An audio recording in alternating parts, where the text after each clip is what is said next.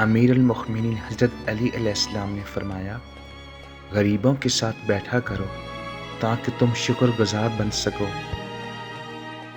ہمیشہ اخلاق سے بات کرو، کیونکہ انسان پر سب سے زیادہ مصیبتیں اس کی اپنی زبان کی وجہ سے آتی ہیں۔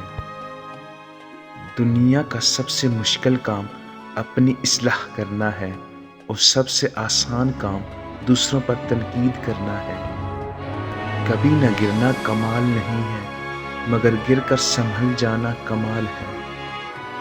توبہ کرنے میں تاخیر مت کرو، کیونکہ موت اچانک آئے گی۔ اپنے دن کا آغاز صدقہ دینے سے شروع کرو، اس دن تمہاری کوئی دعا رد نہیں کی جائے گی، اور اچھی بات بتانا بھی صدقہ ہے۔ اپنے وہ نہیں ہوتے جو رونے پر آتے ہیں، اپنے وہ ہوتے ہیں جو رونے ہی نہیں دیتے۔